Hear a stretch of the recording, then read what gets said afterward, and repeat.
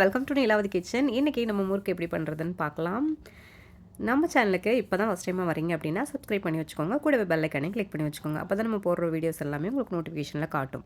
First முறுக்கு பண்ணுறதுக்கு நம்ம தண்ணி சூடு பண்ணிடலாம். ஸோ 2 கப்பு மாவு எடுத்துக்கிறீங்க அப்படின்னா ஒரு 1.25 கப் இருக்கிற மாதிரி தண்ணி சூடு பண்ணிக்கோங்க. கூட குறைச்சிருக்கும். அதுலேயே சால்ட் ஆட் பண்ணிடுங்க. ஸோ கல்லுப்பாக இருந்துச்சுன்னா கரையிறதுக்கு டைம் எடுக்கும். அப்புறம் நான் அது கூட கொஞ்சம் பட்டர் ஆட் பண்ணிக்கிறேன். ஸோ நான் 2 கப்பு மாவு எடுத்திருக்கேன்.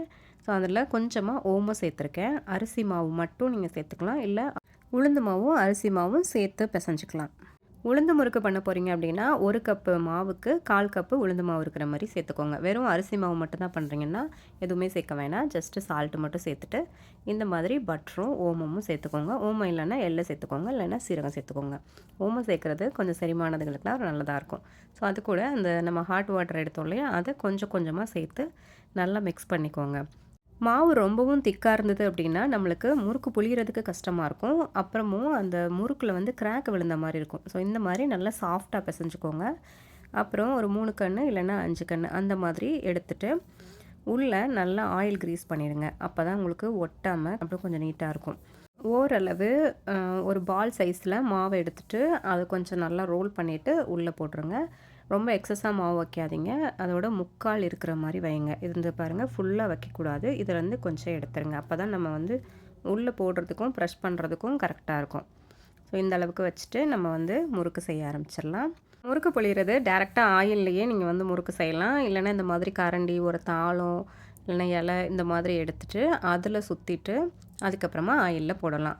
முறுக்கு நம்மளுக்கு வேணுங்கிற சைஸில் சுற்றிக்கலாம். நீங்கள் ஆயிலே வந்து முறுக்கு செய்ய போகிறீங்க அப்படின்னா அது ரொம்ப ஹீட்டாக இருக்கும். ஸோ பார்த்துக்கணும். நிறைய ட்ரை பண்ணிவிட்டு அதுக்கப்புறமா பண்ணுங்கள். வீட்டில் குட்டி பசங்க இருக்காங்கன்னா அவங்க அப்பப்போ ஸ்நாக்ஸ் கேட்பாங்க. அந்த மாதிரி சமயத்தில் நீங்கள் வந்து கடையிலேயே அரிசி மாவு வாங்கிட்டு வந்துட்டு வீக்லி ஒன்ஸு இந்த மாதிரி பண்ணலாம். இல்லைன்னா 10 days ஒன்ஸு இந்த மாதிரி பண்ணி வச்சிட்டிங்கன்னா கொஞ்சம் நிறைய முறுக்கு செஞ்சு வச்சிட்டிங்கன்னா ஒரு 1 வீக்கை வந்து நம்ம வந்து ஸ்நாக்ஸ் வாங்குறதுக்கு பதில் இதை கொடுத்துக்கலாம்.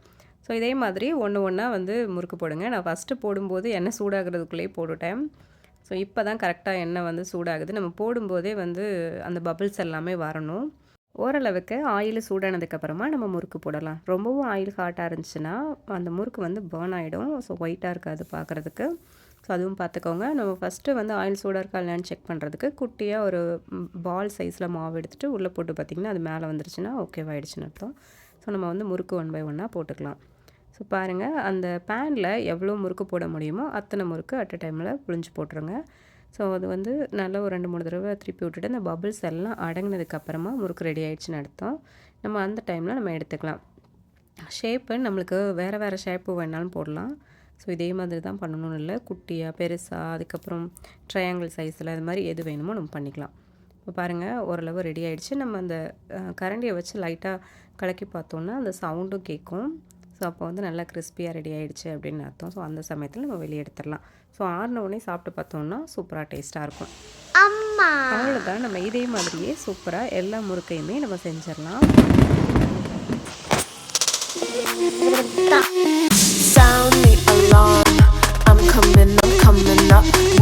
முறுக்கு செய்யும்போது நம்மளுக்கு என்னெல்லாம் பிரச்சனை வரும்னா சம்டைம்ஸ் ஹார்டாக இருக்கும். முறுக்கு கடிக்கிறதுக்கு ரொம்ப கடுக்கடுன்னு இருக்கும். அதுக்கப்புறம் பார்த்திங்கன்னா விரிஞ்சிருக்கும். ஒரு ஸ்மூத்தாக இருக்காது முறுக்கு பார்க்கும்போது. ஸோ இதெல்லாம் தான் வர்ற பிரச்சனை. அதுக்கு என்னென்னா நீங்கள் சுடு தண்ணி யூஸ் பண்ணிங்கன்னா அந்த மாதிரி கிராக் விழுகாது.